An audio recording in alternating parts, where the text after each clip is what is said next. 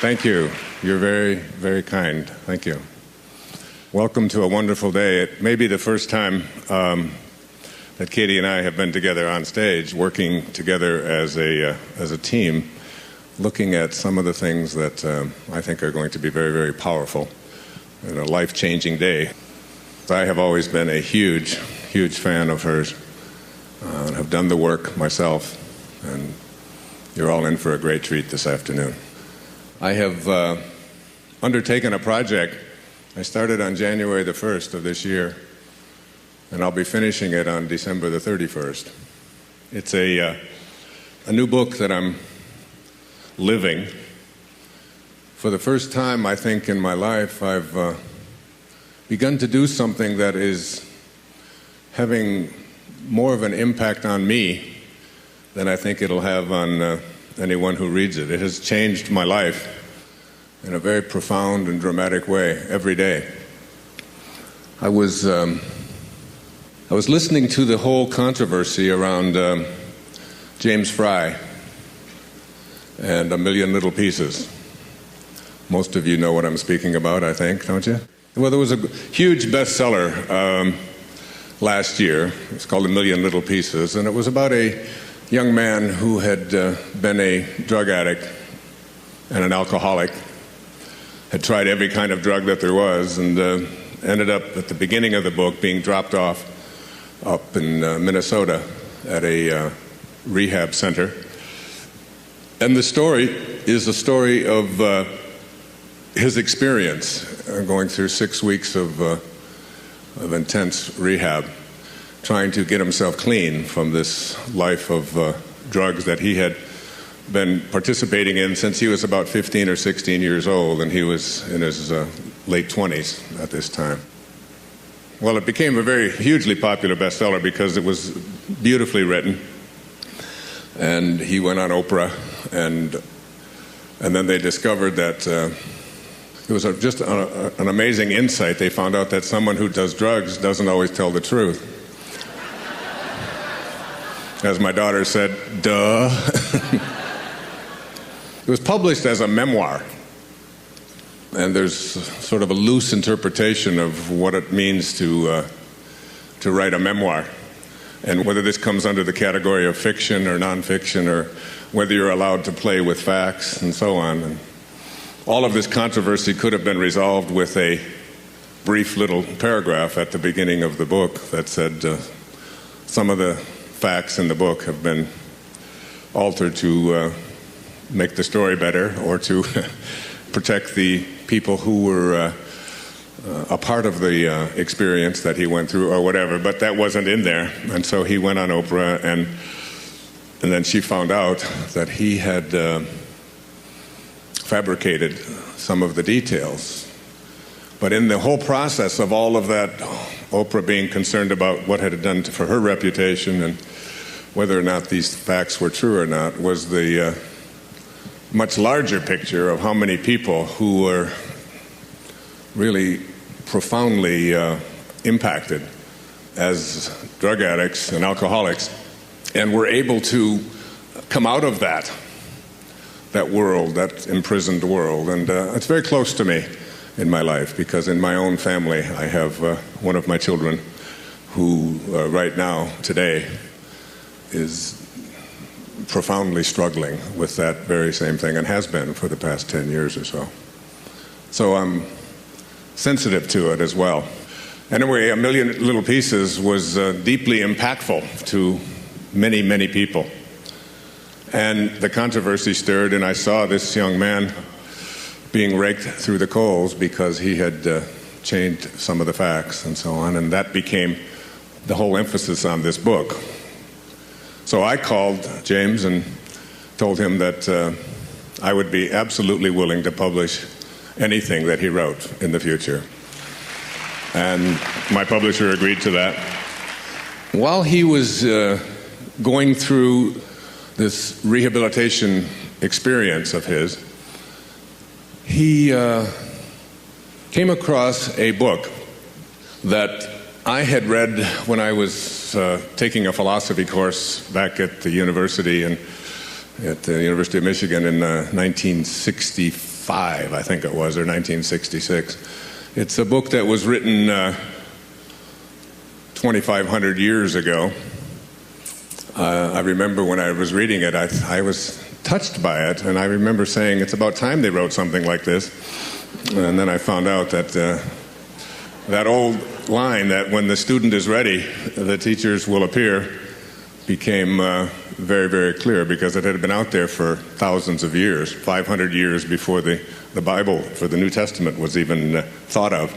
And the book is called the Tao Te Ching, or the Book of the Way. And it's the foundation for the practice. It's not a religion, as I've been researching Taoism, which is spelled T-A-O-I-S-M, T-A-O, the Tao. The word Tao is just a word that means the way. And the opening line of the Tao says, the Tao that can be named is not the Tao. So the minute that you put a label on it, you've lost it. It is something that transcends dualities, beginnings and ends. It's the word for the source, the word for all that is. And one of the most profound teachings of the Tao is that the Tao does nothing, but it leaves nothing undone. And it's a really profound teaching. I remember when I sat down to write the book Inspiration, Your Ultimate Calling. And I called it Your Ultimate Calling because I really believed that it is our calling to live an inspired life. And an inspired life is a life in which we return ourselves back to spirit. One of the verses in the Tao speaks about the return trip, that those who understand the way understand that we show up here from an invisible source, and our whole objective in being here is to return to it. It's a return trip. And constantly I call this the state of God realization. That it's within each and every one of us, if we decide that we're going to make this return trip and live a God-realized life, which has absolutely nothing to do with religion. It's funny, I was reading Matthew Fox last night, Original Blessing, his answer to original sin.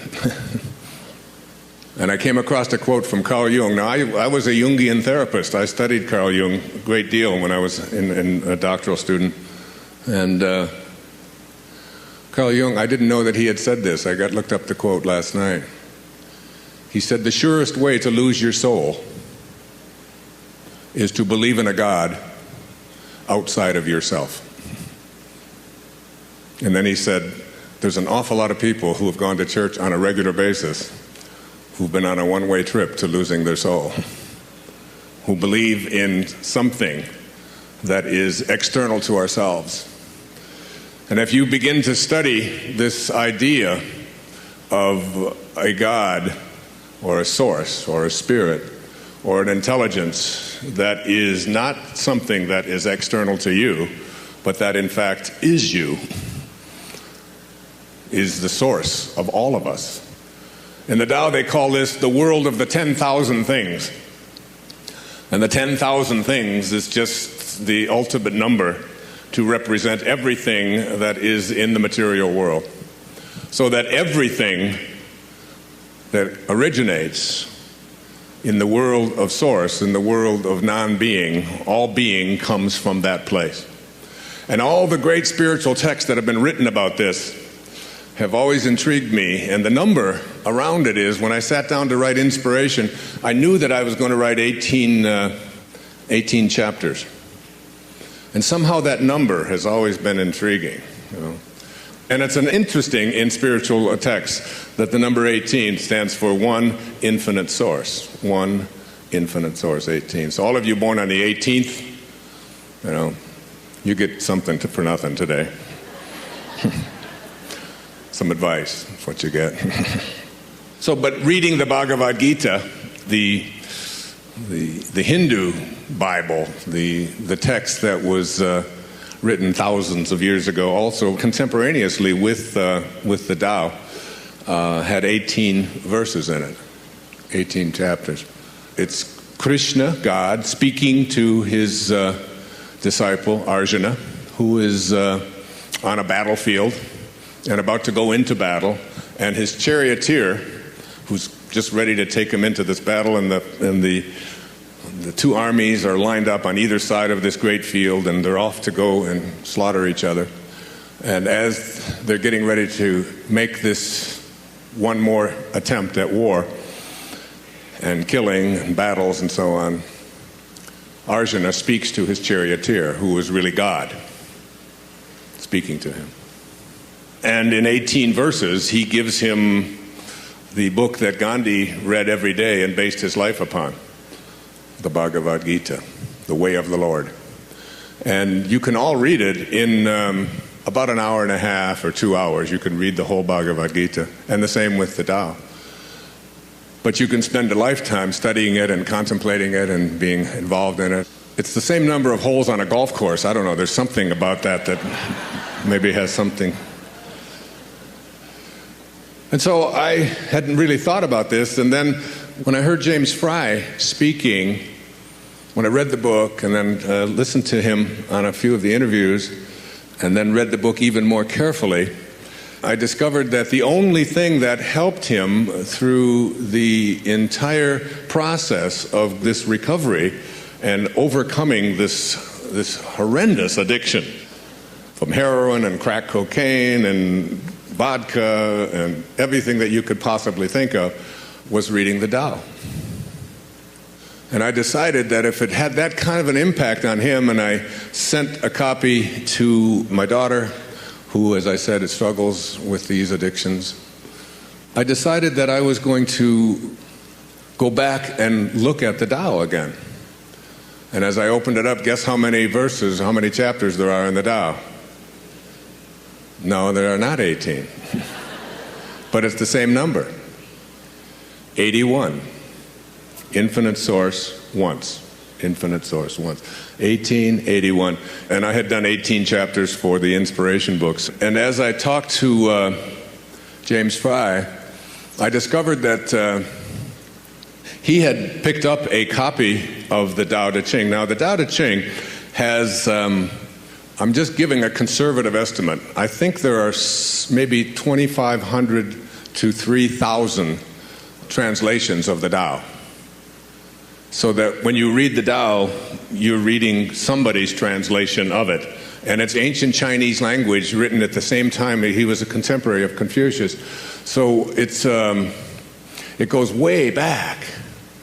And trying to find out exactly the idioms and what was being said here, because Lao Tzu never wrote a word of it from all the things that I could find out about it. He just dictated it as he decided to leave this world that he was in and go off and live in harmony with the Tao. And his dictation was recorded supposedly by a gatekeeper, and it has survived all of these years. But the translation that James read and studied and practiced every day, and throughout A Million Little Pieces, he would have these little references to how what was said in the Tao really made sense to him in terms of his sobriety and in terms of him changing what it is that he was living and experiencing. And he decided that this was perhaps the most important book he had ever read, and it just kept coming back at me. So there are always weird kind of, Jung called them synchronicities, but there's these, it just kept coming back at me. And so I went and found the edition of the Tao that he had read that touched him so deeply, and he had forgotten also to give credit to the translator of this particular book, but he was advised to do so, and he did in future editions, as well as adding a little paragraph as a disclaimer, because to me it was important that the words that's in there be circulated to as many people who are struggling with addictions as possible. So this one that he read was translated by a fellow named Stephen Mitchell, and I found that out when I was up in Wyoming with Katie, Byron Katie, who sits right over here in the front row, and you'll be listening to this afternoon, one of the most fascinating afternoons of your life. Oh, by the way, this is Katie's husband. She is married to Stephen Mitchell, and he's sitting right there. Stand up, Stephen. I want all of you to meet. He's one of the great scholars alive today, Stephen Mitchell. And I've read about 25 translations of the Tao this year, and this is by far my favorite. He put it into words that are applicable to all of us today. I don't think we have that here, but you can find it in bookstores any place. So, as I am writing, I decided that I was going to write a book called Change the Way You Look at Life and the Life You're Living Changes. Living the Tao. And since January the 1st of this year, I have been reading, I have this wonderful job. It's just the greatest job. I can't even visualize that I could have predicted this when I was bagging groceries and delivering pizzas back in Detroit in the 1950s. But this wonderful job, and they pay me, you can't even believe, I don't even want to tell you what they pay me for doing it, but I can't even count it. I need new calculators, all right? And my job is to read a verse of the Tao Te Ching, the first verse, and to contemplate it. Some of this is going to be weird, but when you get to be 66, it's you just don't care anymore, and so if it sounds a little strange, it sounds a little strange. But I have created this space where I live over on Maui, and I have drawings of Lao Tzu. There was no cameras in those days. You may remember 2,500 years ago, people had just started crawling out of caves in some places. But there are renderings, there are drawings, there are people who have different visions and versions of what he looked like. He's often portrayed on an ox. And so my job is to take these 81 verses and to read one of them and then to contemplate it for 2 or 3 days. Just to walk and to swim, to do yoga, to do all of the things that are just a part of my life every day, and then to sit down in this spectacular, beautiful space that I have created, a place where there are statues and there are crystals and there are photos of my children and there are just wonderful mementos, and it's like it's an energy place. I encourage you to do this sort of thing in your own home, to find a place, someplace, a corner of a room someplace, and make it your sacred spot. This is a place where I always have a candle burning, as long as I'm awake. Actually, I have 3 candles burning. And when I'm in that space, when I walk by it, it's like a dining room in my place on Maui. And as I walk by it, the energy shifts in the room, in the house. And I feel myself being drawn into it. And sometimes it feels like it's beckoning me. In fact, I feel it right now. So I got to leave. I'm sorry, I've got to, no. And as I walk by it and it entices me to go in there, I get up, if you saw the Inspiration PBS special, I get up 3:15 every morning or so, between 3 and 4 a.m. Because it's a very special time, and it's, again, something that I encourage you to think about. As Rumi said, the breeze at dawn has secrets to tell you.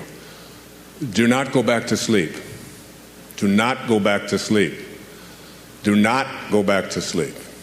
And there's very nurturing, significant message in that poem of Rumi. Do not go back to sleep, because if you can fight the desire, almost everyone wakes up sometime between 3 and 4 o'clock in the morning.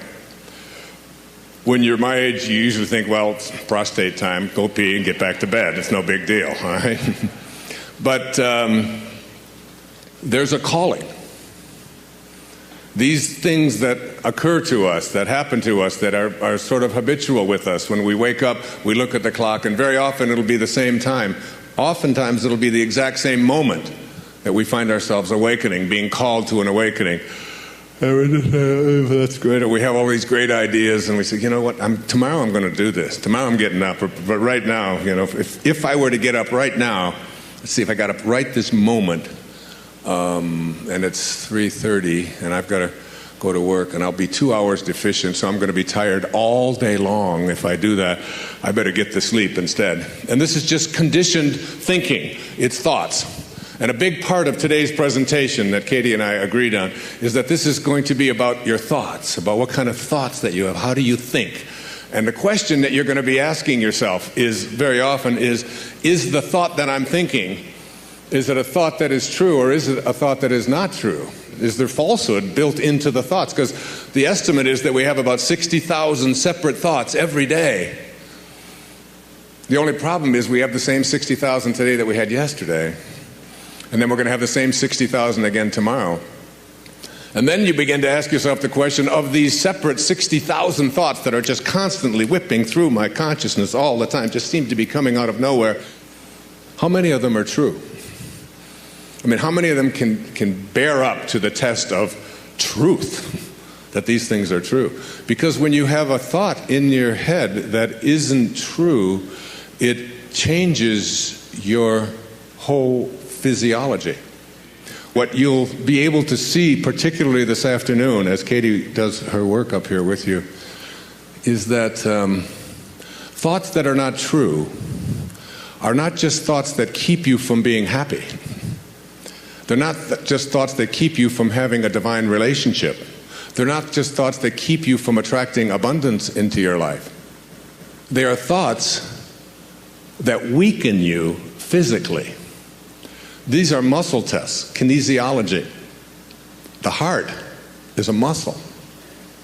Every organ of your body is supported by and surrounded by muscles.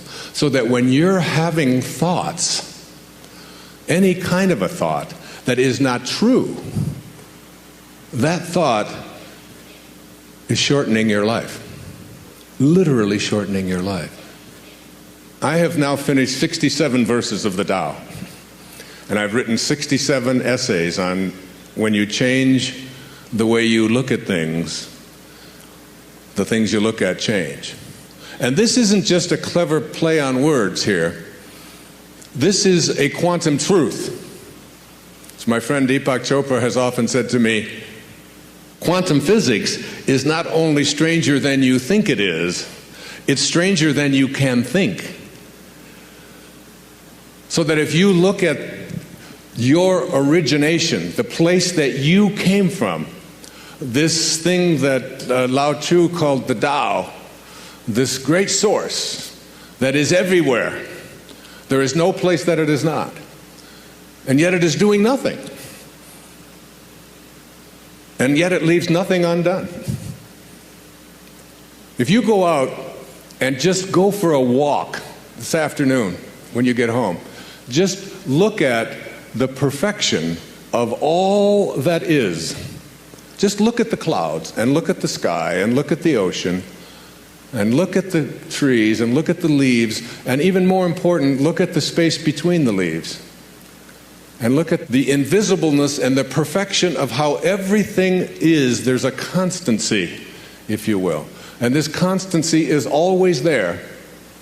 And your goal, my goal, in the time that I have with you here today, is to convince you to go to a place within yourself where you can emulate that divine perfection which requires you to do nothing, which never uses force, which never pushes itself, which recognizes something. I'm going to read to you just one of the verses of the Tao and a little bit of what I wrote about it.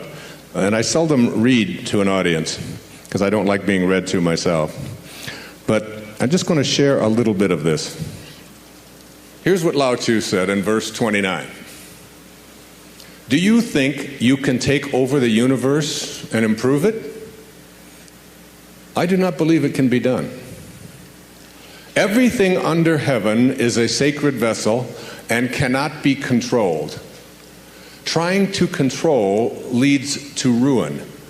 Trying to grasp, we lose. Allow your life to unfold naturally.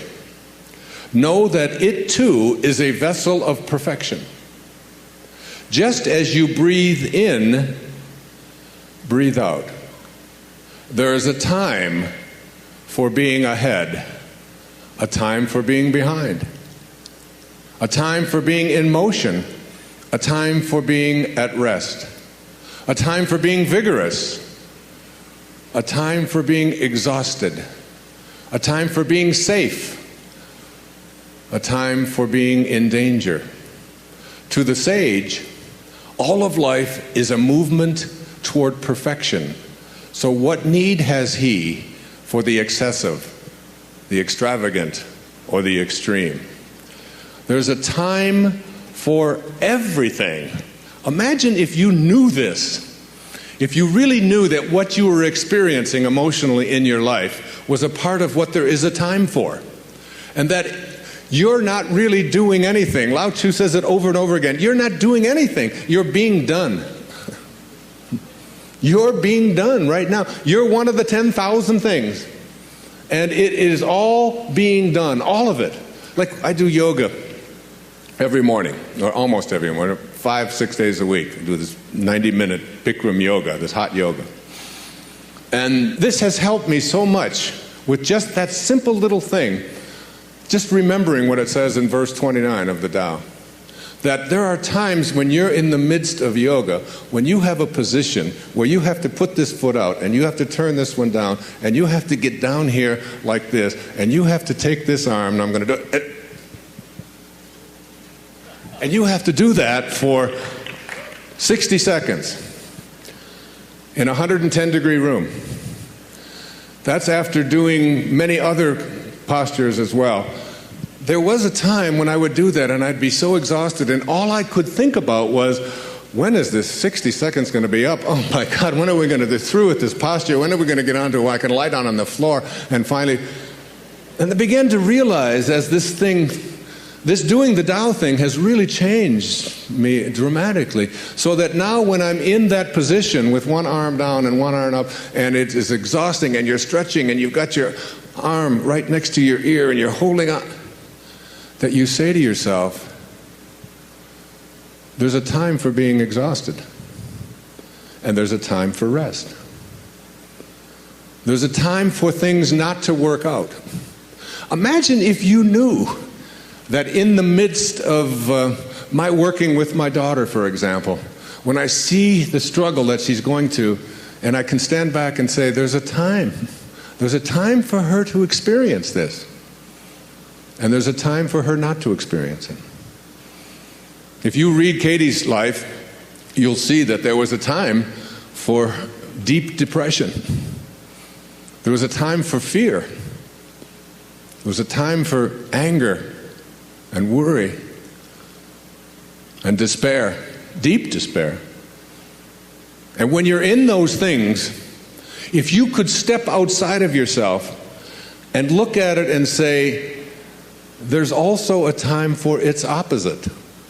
As long as I'm incarnated into a physical world, there's a time for all of it. And as you do, you get to a new place in your life where you begin to look at all the things that are happening to you, because you remember verse 40 of the Tao says, it's all about returning. It's all about returning. Returning to what? Returning to the place from which you originated. The first 9 months of your life, you lived inside of your mother's womb in water. And during those whole 9 months, nobody could get in there and mess around with you. Nobody could get in there and get you to worry about anything. You didn't have sonograms that you'd look at and say, my God, I don't have a nose yet. What the hell's going on? I sure hope I get a nose. And you got into nose therapy and you worry about it. What if it doesn't happen? You don't do that. And all of a sudden, perfectly, it all unfolds in exactly the way it's going to unfold, independent of your opinion about it. You're not doing anything. Nothing is left undone. You're being done. You're being completed. and you were totally, completely at peace with it. You were surrendered to it. You allowed it. It wasn't a struggle. It wasn't. And then you popped out of there. And then you said, thank you, God. Thank you, Tao. Thank you, Source. We'll take over from here. And that was the biggest mistake. All of a sudden, you took over. And you edged God out. E-G-O. You edged God out. And you took on an ego, didn't you? And what is an ego? It's just an idea. Just an idea about who you are. Instead of being a piece of God, a piece of the Source, you decided, and those around you decided, that you were something different. And if you studied quantum physics, and you took the tiny little particle that began you, and you tried to find out where it came from and reduced it down to its tiniest subatomic properties, ultimately you would discover what Lao Tzu knew. That it's the spirit that gives life. That you didn't come from a particle. That particles do not create particles. Particles do not come from particles. Originally, all particles come from an energy. A field of energy that has no beginnings and no ends and no boundaries. And that's who you are. And returning back to that, and letting go of the idea that who you are is what you have, and who you are is who you control. I don't think there's any more all-pervasive theme in the Tao Te Ching than the idea of being a non-interferer. Do you, Stephen? I mean, isn't it? It's about not interfering, isn't it? It's about letting go. It's about allowing. It's about detaching. It's about disconnecting yourself from this belief that you are in charge of other people. I'm the father of 8 children and the father of motivation. That's what they tell me, so I've got... And as this father of 8 children, one of the things that I've recognized and what has made me, I think, a better parent, particularly even since I've been doing this, is my willingness to, I call it the bite your tongue verse of the Tao. Just hang back just for a second, just as you're about to interfere, just as you're about to lay it on and tell somebody else how they should be and what they should do and how they should do it, you step back and realize that what Khalil Gibran, the great Lebanese poet, in writing in the Prophet, said was just a basic truth. Your children are not your children. They are the products of life's longing for itself. They come through you, but not for you. And you step back, and I can't even begin to tell you how freeing it is to realize that you don't have anything to do. You don't have anyone to control. You can be at peace. And I watch, and I've become much more of an observer, even on airplanes. I was in London 5 days ago. And I don't know if you've flown in and out of Heathrow lately, but things have really changed. You know, we couldn't take anything on the plane. The terrorists, whoever they are selling fear, and we respond with more fear. Every time you use force, you create a counterforce. And then another counterforce, and before you know, and the Tao teaches us all. I mean, one of the great lessons in the Tao is that any country that has its primary resources and its energy placed on building weapons is not of the Tao. And those countries that have their consciousness located in the Tao put their energy into tractors and building homes and growing food, not building weapons. I saw a movie not too long ago with Nicolas Cage about warlords or something, the Lords of War, I think it was something like that. One of those alarming things about how much energy we are in the world creating, energy to destroy ourselves. That we have literally created from our consciousness enough weaponry on this planet to eliminate all life within just a few moments. It's all there. It's all there for us.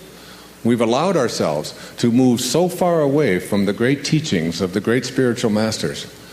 And we believe that we're a Christian nation or that we're a spiritual nation when we find ourselves having moved away from these simple principles and then getting upset with other people because we can have these kind of weapons, but they can't. And we don't look hard enough at ourselves and all the ways that we have deflected ourselves from the greatest teachings of all of the great spiritual masters. When you start in yoga, I have a 1-year anniversary of doing yoga is October the 1st.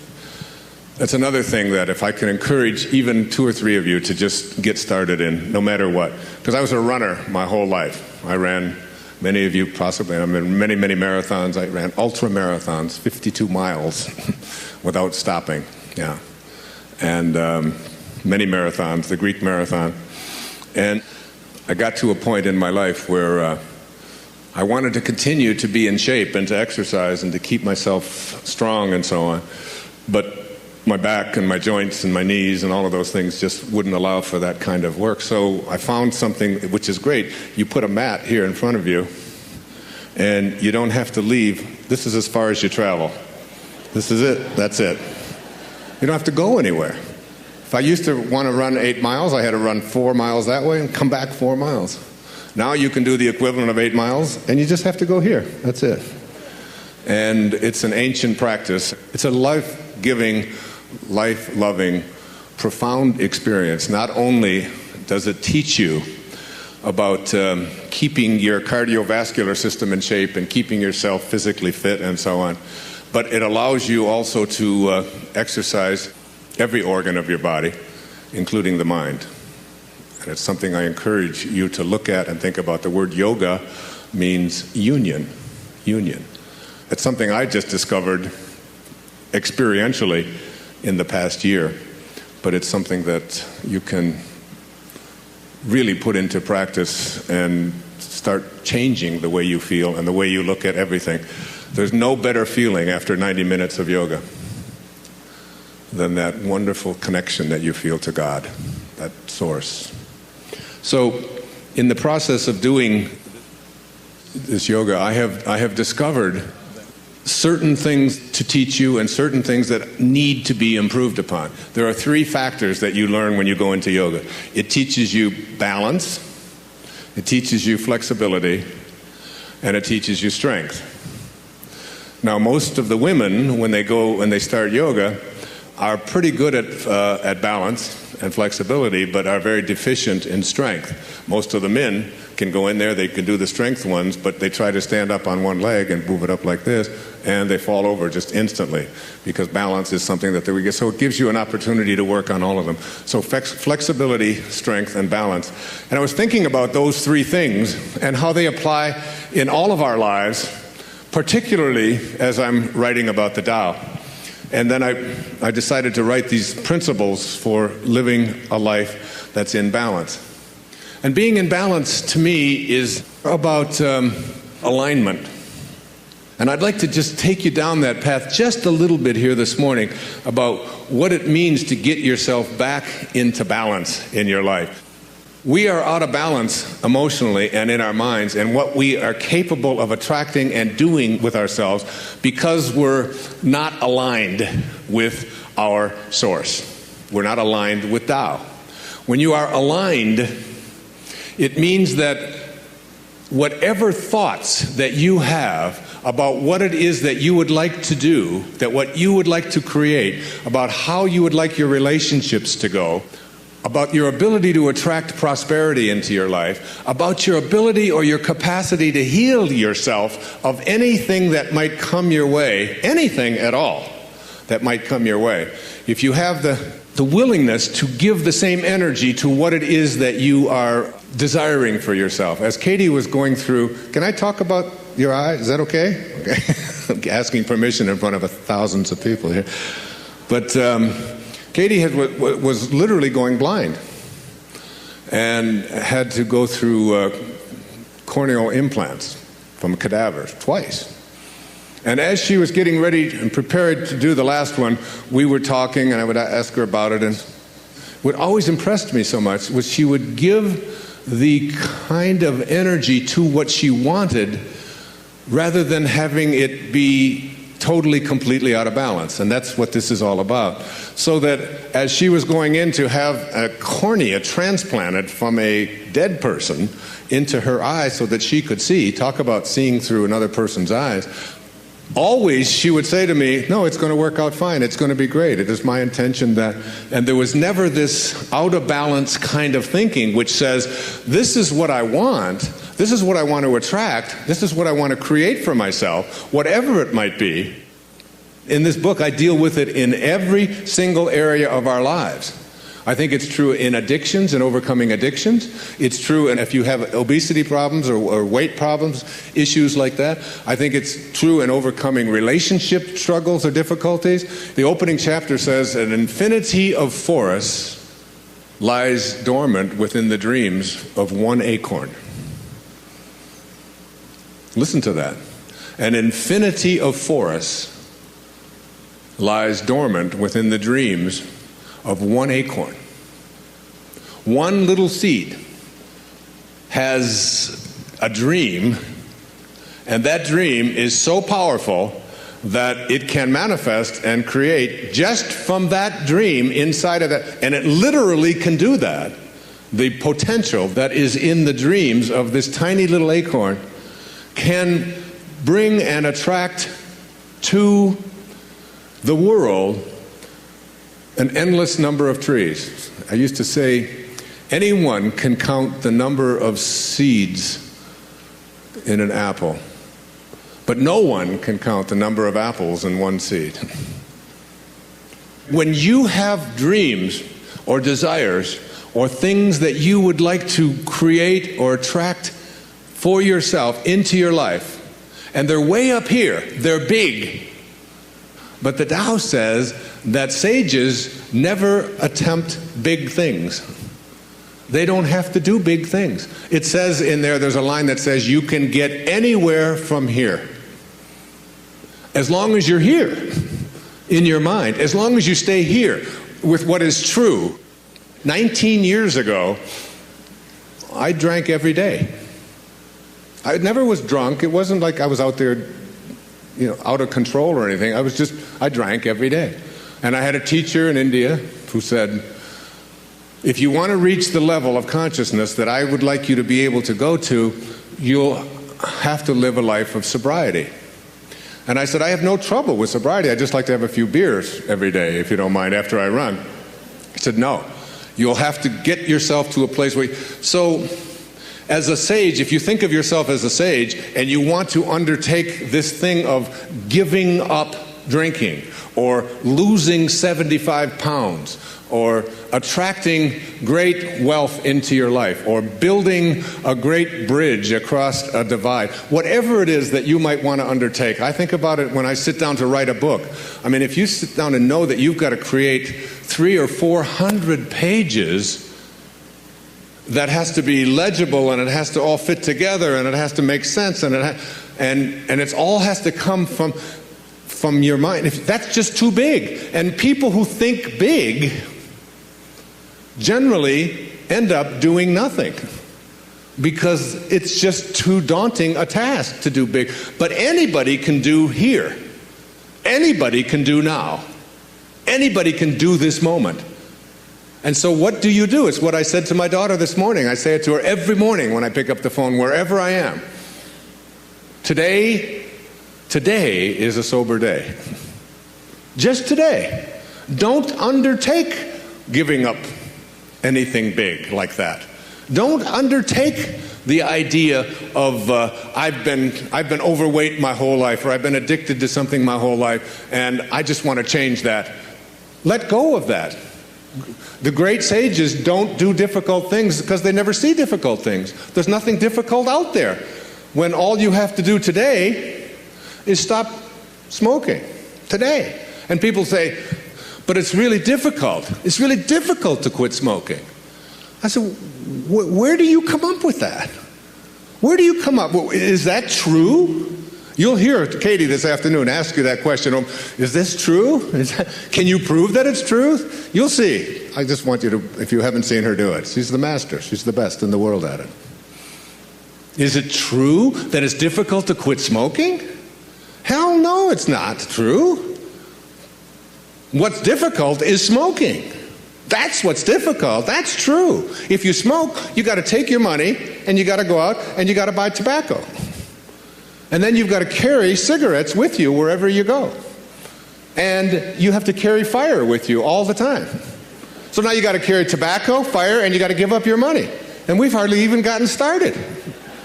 Now you got to dispose of ashes wherever you go. So you need a disposal place to dispose of the, now you got to get rid of cigarette butts, and you have to keep your hands, because your hands start to smell after a while when you light up cigarettes, and so do your teeth, and so does your breath. And then when you're driving along and you drop some hot little ash onto your clothes, then you got to reach around like this, and you're on people looking next to you. What is this guy doing? I mean, it's very difficult to smoke. To not smoke, all you have to do is not put a cigarette in your mouth. That's all you have to do. Now, which is difficult and which is easy? What is true and what isn't true? The fact is that almost all of the things that you think of as difficult are only difficult because you've learned to think in difficult terms. And when you make something difficult, you make a decision then not to do it. Why should you do difficult things when you can do easy things? Like give in to an addiction. And so, as you get yourself to this place where you begin to see that difficulty and struggle are all just lies that you've been saying to yourself. And that if I had to give up drinking 19 years ago, when I hadn't gone 10 years, I had gone at least 10 years and had a few beers every single day. I couldn't think of a day in the previous 10 years that I hadn't had a few beers at night. Not one day could I think of. The idea of just saying to myself, okay, I'm going to go 19 years and never have a drink again. That's just enough to send you off on a binge, isn't it? But you can do easy things, and you can get anywhere from here. You ever hear the line, a journey of 1,000 miles, what, begins with one step? That's right out of the Tao Te Ching. That was Lao Tzu. It's so simple. So when you think about balance in your life, think like this about being in balance. You have a dream, and your dream is to live a life that goes a certain way, that looks a certain way, that feels a certain way. You have a dream that you would like to be able to attract prosperity into your life, that you would like to live a prosperous life. My favorite example, I did it on the PBS show, of the lady sitting next to me from San Francisco who was flying back from Maui after having just done a wedding. And I said to her, what do you do? And she said, I'm a photographer. And I said, oh, how's it going? And she said, well, I'm never going to get rich at it. Now, this is just a thought. Is it true? I don't know if it's true. How can that be? How can you know if that's true, that you're never going to get rich? You don't know. So I said to her, well, would you like to get rich? That's just what I always ask when people ask. Well, she said, well, of course. She said, who wouldn't want to be rich? Everybody wants to be able to buy the things they want. We all want that. I said, so let me see if I understand. You would like to get rich. That's your dream. But what you offer up to that dream is that it'll never happen. That's out of balance. That's the kind of balance I'm speaking about. Not the kind of balance that allows you to do these kinds of things. The kind of balance that you begin to realize that there's a misalignment, if you will, between what it is that you are thinking and what it is that you offer up in the way of habits to make those dreams a reality. I call it principles for creating habits to match your desire. Listen to this quote. It's from Ralph Waldo Emerson. He said, want, like what you want, is a growing giant whom the coat of have was never large enough to cover. Want is a growing giant whom the coat of have was never large enough to cover. That is, what you want and what you have are completely and totally out of balance. And Lao Tzu says this to you through me. When you put your attention on what you intend to create and you stay aligned with the way, with the source from which you came, it will show up. It has to. It has to. So that all of the deficiencies, all of the things that you want but are not able to manifest, have not manifested yet into your life, all of it is not because the universe isn't working with you. It will. It's because you are not a vibrational match, an energetic match to what it is that you would like to create. And all today is about is learning to change the way you look at your life and understanding that the life that you're living will change just by your changing your opinion about it. It's so beautifully freeing to not be concerned any longer with whether or not what you would like to have is going to show up. One of the favorite lines that Katie has said to me on many occasions is, to believe that you need what you don't have is a definition of insanity. Because it's just not true. And if the thought is not true, what is it going to do to you? It's going to weaken you. It's that you say anything to yourself that is not true. Anything at all. So it's just this really powerful, wonderful knowing. And I think about this when I write in the mornings, and these words just show up. They just come onto the page, and I say, where do they come from? Who owns this stuff? How does it get here? How can any of this be happening right now? There are some times when I am so connected, and that's why I say 3, 4 o'clock in the morning is your best time. It's your calling. It's your wake-up call from God. Because it's the time when there's so few distractions. In Moby Dick, I remember committing this to memory when I was in high school. Here was Herman Melville, who lived up in western Massachusetts in the 19th century.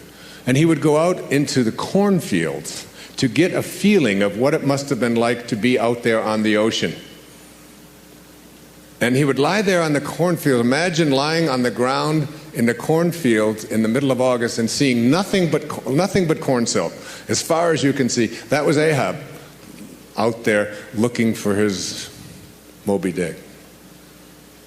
And he wrote these words, "For as this appalling ocean surrounds the verdant land, so in the soul of man lies one insular Tahiti, full of peace and joy, but encompassed by all of the horrors of the half-lived life." Now, if that doesn't give you goosebumps, I mean, that's like writing doesn't get any better than that. That there is within every single one of you, there is an insular Tahiti, surrounded by all of the fears of living the half-lived life.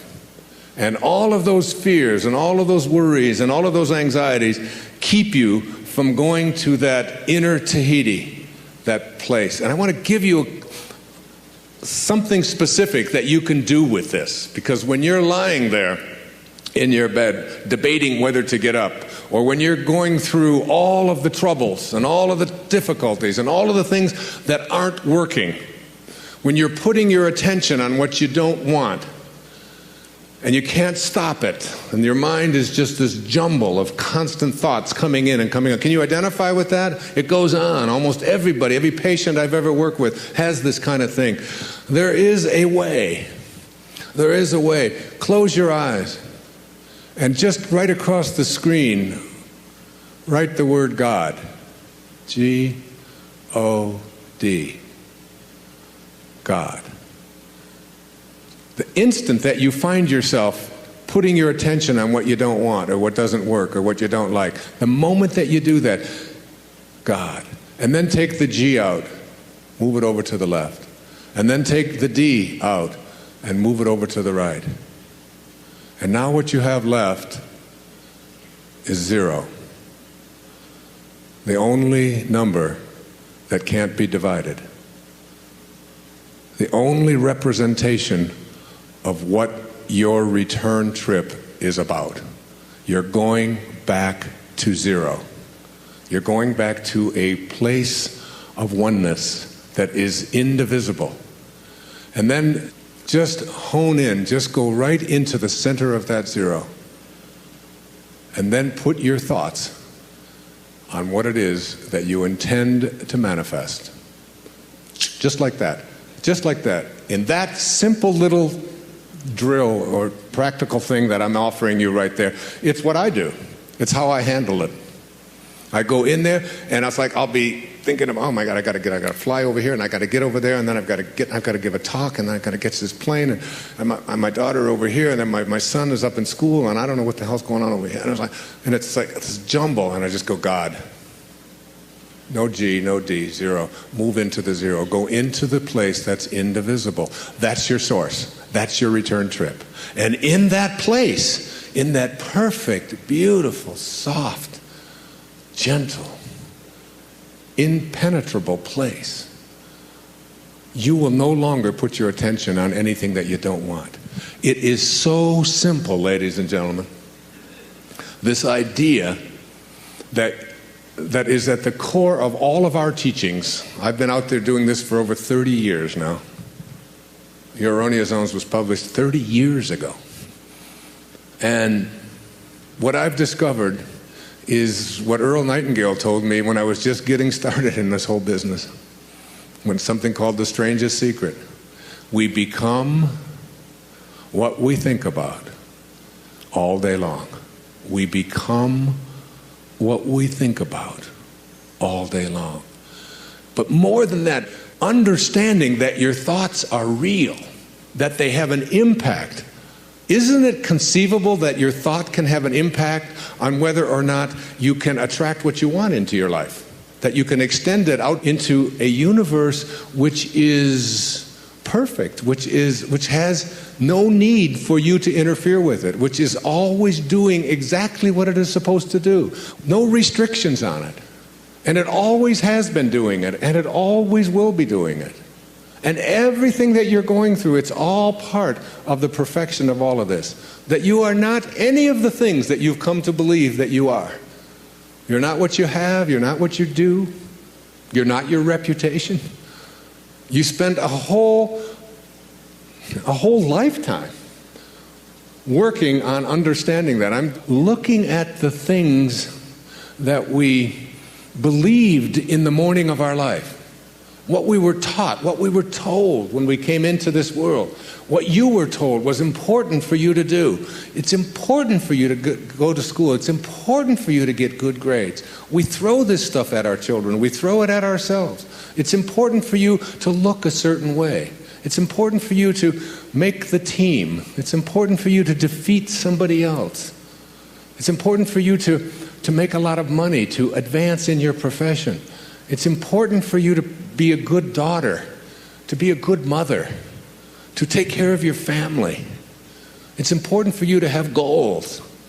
It's important for you to figure out what other people are doing and get there ahead of them so that they don't get ahead of you.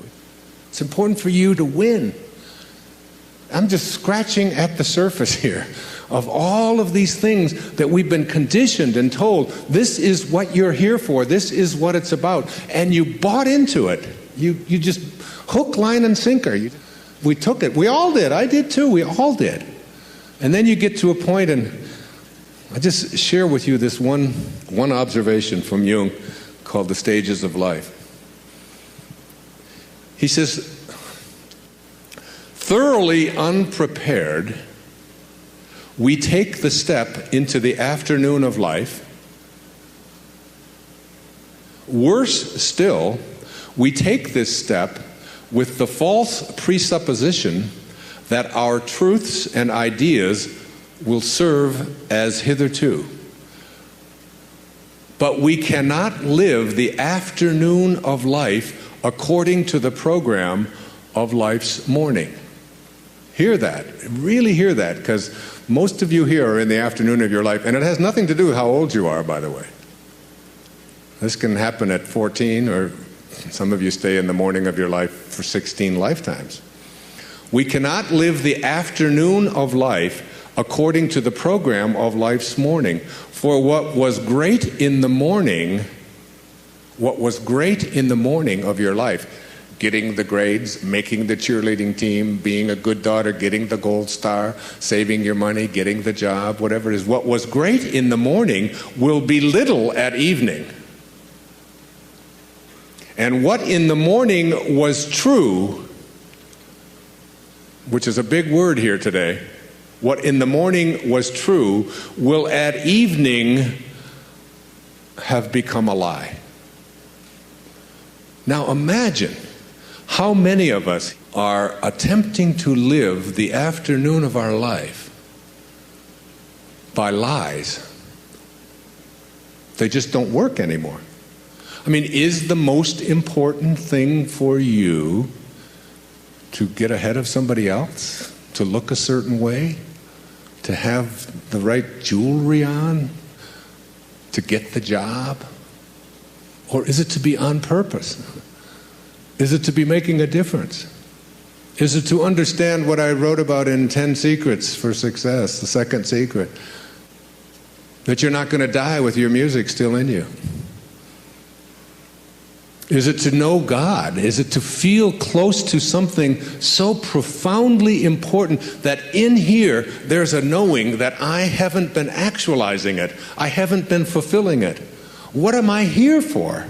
What am I here for? It's a question that you begin to ask yourself when I speak about purpose. And then you say, well, it's to be like God. That's what God realization is, to return to that from which you originated, the place of your source, the Tao. To be the Tao, to be it, to be the great way. And what is the Tao like? What does it look like? What is it doing? It's not doing anything. It's just constantly giving. It's just constantly offering. It's just constantly providing life. Billions and billions of life forms emanating from this invisible source that has always been, just continuously doing it. Why aren't you doing that? Why aren't you being like God? God is love, it says in the book of John. And he that dwelleth in love dwelleth in me. Your objective is to be like God. To return to your source, to your Father, whatever you want to call it. And then we take things like organized religion and we think, well, because I'm going to church and I'm doing the right thing. But you have to remember that the source, that the Tao excludes no one. It excludes no one. It doesn't say you get to breathe and you don't. It does say you get to have hair and you don't. It does those things, right? But it doesn't say you get life and you don't. It says it's for all of you, you're all one. And then we take organizations that say only you get to get in. Only if you believe this way do you get to be part of God. But that's not of God. So any thought that you have that excludes anyone is not a thought of God. It's not a thought of Tao. And that's why the number one source of conflicts on our planet today is about organized religions fighting organized religions. And none of it is of God.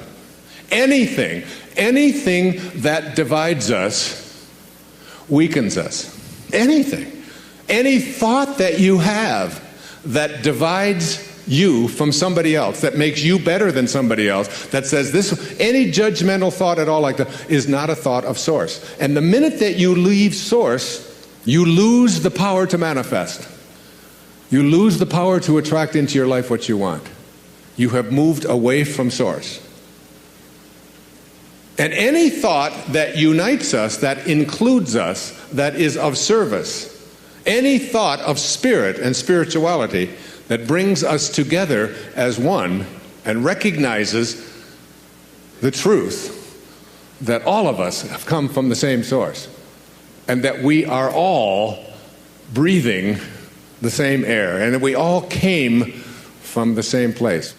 So where does any organization that includes one and excludes other fit on the God realization scale? Way down here. You have to really be careful if you want to live the Tao, if you want to live this thing I'm speaking about and get yourself back into balance, if you want to be in balance, then your habits have to start matching up with your desires in everything that you do. And it's just a simple matter of deciding to do it in all of your thoughts. Every place that you have any thought that is not aligned. Any place, any thought. So here are the thoughts that I'd like you to look at that keep you from the truth of Tao. All right?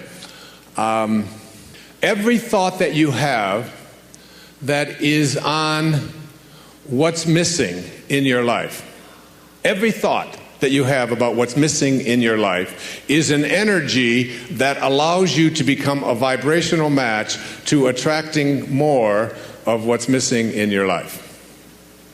If you are what you think about, then you have to start getting real careful about what you think about. Now you have to start this with being cautious about every conversation that you have with your friends, with your relatives, with your mother, with your husband, with your children, that focuses on what's missing in your life. Because if you want to attract something into your life, something good, something grand, something godlike, something prosperous, something of well-being, health, whatever it might be, if you want to attract that into your life, but you're talking about what's missing and thinking about what's missing, and you understand that what you think about is what expands, you will continue to expand more of what's missing, and you'll continue to attract what's missing in your life. I never talk about what's missing in my life. I only put my attention on what I intend to create. And I have shifted it. And I learned this lesson a long time ago, but the place that it probably expresses it better than any is Esther and Jerry Hicks' book, Ask and It Is Given. The teachings of Abraham is called Learning to Manifest Your Desires. Have more than anything, I think they're the greatest, among the really greatest teachings on the planet today. And I know Esther and Jerry, I know them well, I've been with them on many occasions. It's about practicing this idea of not putting your thoughts on what is missing and shifting it to it's on its way. It's on its way. It's on its way. 4 words, just get them tattooed someplace inside of you. Whatever it is that you would like to attract into your life, know that it's on its way. And I want to say to you that as you begin to get your thoughts more harmonized with Tao thinking, that is, with the thinking of the source, the thinking of God, that which always has been, that which does nothing but leaves nothing undone, as you begin to more and more harmonize in this way, what happens is that you start elevating your thoughts so that the habit of how you think becomes more harmonized rather than a polarity with what you want to attract. It becomes harmonized with it, and it becomes your natural way of how you think all the time. And you start then beginning to teach your children the same way of thinking. So you just catch them when they start saying things like, oh, with my luck it won't work out. Why have any of us ever learned to say, with my luck, and having it mean things aren't going to work out? Why wouldn't you say, and just have it as your habit, with my luck, it'll probably show up faster than it normally does? Why not have that kind of a way? Because here's what happens. As you begin to shift the way that you think and have an anticipation that this thing is going to work out for you, you can only act upon your thoughts. And as you get these higher and higher thoughts, what happens is that the thought is now more aligned with what it is you want to attract, and then you start acting upon that thought. And as you start acting upon the thought that it will work out, that it's probably on its way, you start to see how this whole system all works. In other words, call it the universe, whatever you want, begins to conspire with you. It begins to act almost where you suddenly become a collaborator with fate. And instead of fate being something that just might or might not happen to you, you're in collaboration with what it is that you want to attract. I mean, ask any physician, there's physicians here today, ask them about something called the will to live. Ask them about somebody who's going in for a corneal transplant and thinks that I'm going to see when this thing is done, rather than someone who thinks it probably won't work out. And which one would they rather work with? What is this thing called the will to live?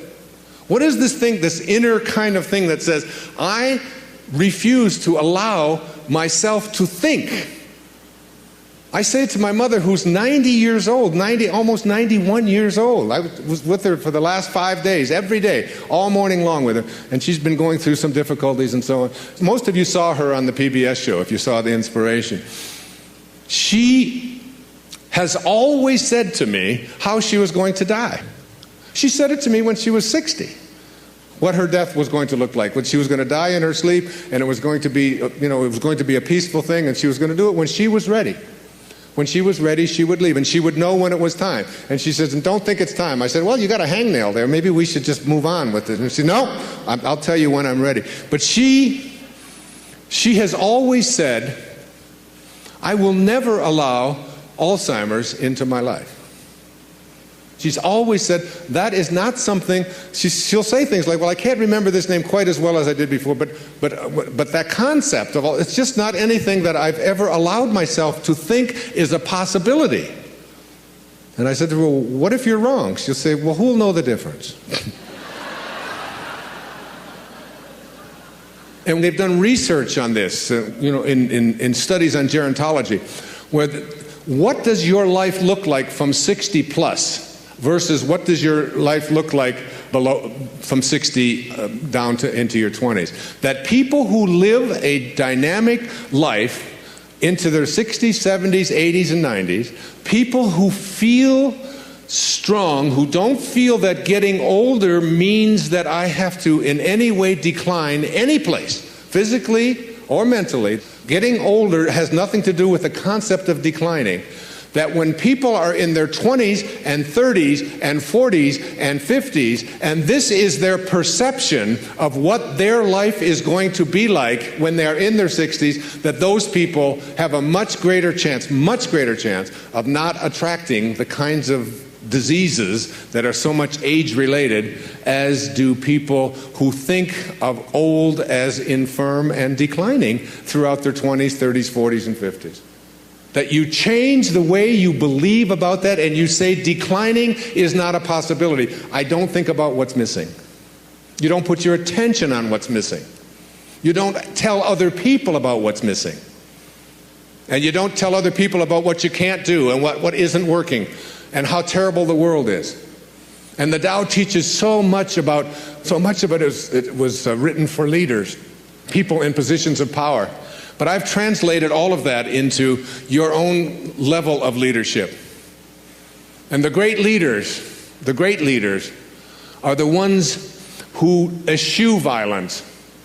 You have got to get yourself to a place where you don't allow yourself to have violent thoughts come into your consciousness. That means you got to watch the movies you're watching. That means the games that your children are playing, video games, have got to be monitored and removed when they have violence built into them. It means that you don't watch the news and you don't read the stories, endlessly reaffirming what a terrible place this world is. It is not a terrible place. It's a perfect place. It's a beautiful place.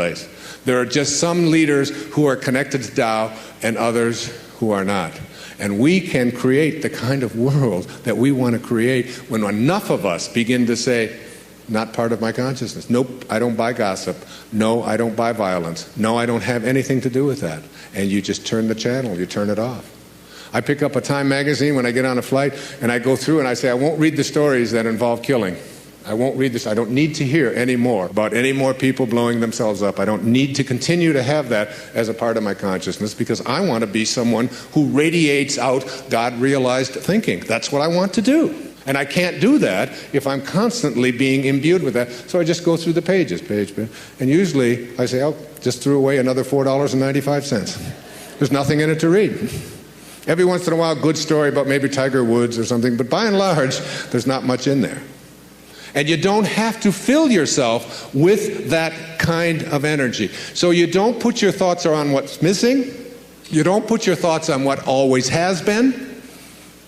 You don't put your thoughts on what others want for you, unless you want more of what others want for you to continue to show up into your life. So that if you're having conflicts with anybody that's out there, you don't have to put your attention on any thought that is out of harmony with the relationship that you would like to have. It doesn't have to be. You can have a love story replace a hate story by just changing your thoughts in any moment of your life. As you'll see, some of you will see it this afternoon, as Katie works with some of you and does the work and teaches you to ask yourself these questions about how can you be sure? How can you be sure that that thought is true? Why not have a love relationship with your ex-husband or your ex-wife? Why not have a love relationship with your in-laws? Why not? Why not have it with everyone on the planet? Why not? Indeed, why not? Every moment of your life, this choice is yours. You can either be a host to God or a hostage to your ego.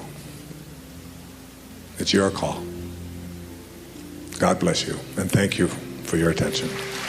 Namaste. Thank you. Thank you so much.